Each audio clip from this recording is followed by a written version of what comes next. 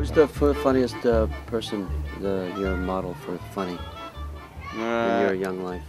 Well, it was probably initially Woody Allen. It was Woody Allen. Woody Allen's early stand-up, I think, is incredible.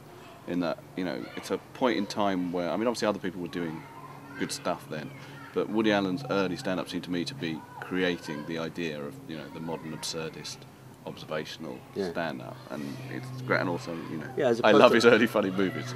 I'm in there with the Stardust Memories thing. I'm in there thinking the early funny ones are the best. So this isn't funny in retelling it, but if you remember the moment, it's very funny because it's Diane Keaton and Tony Roberts are trying to get him a date. Yes. And finally, he finally gets the first date, and he gets kind of excited, and he goes, I really have mixed emotions about this. The fear was invading. Yeah. The excitement. Brian Wilson, the Beach Boy, once said this thing. Elton John came to his studio in 1969 and played him Your Song and Daniel, which are great songs, I think. Brian Wilson had already kind of passed his peak then, and said rather sadly, I knew then that he was tapped into the great source, right? And I think artists are tapped into the great source for a certain amount of time, and Woody Allen was really tapped into his great source there. I once went to a concert at Beacon Theater on 75th or 76th Street, which was a movie theater when I was a kid. It's where we would see the James Bond movies, whenever they came out, and they'd stay in one theater for like 7 months in those days.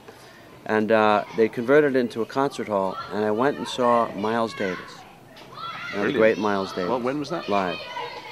70. Great, fantastic. 71. But there was a warm-up act. And it was a mostly African-American black audience because of Miles Davis. And there was this comic, and he had the place upside down, rolling in the aisles with stuff I've never heard in my life, which blew me away, and I understood 40% of it because I was young and didn't quite get the cultural jokes. And the guy turned out to be Richard Pryor. Really? And he absolutely flipped me out. Right. So to have the kind of, Woody Allen is brilliant, Robert Klein is brilliant in his way, but Richard Pryor dug deep down into the real pain of his existence and the absurdity of it, and was just hysterical and a clown and all that stuff. Yeah, and I agree. He was about the most brilliant comic I've ever seen. The amazing thing is people like that who really create a form.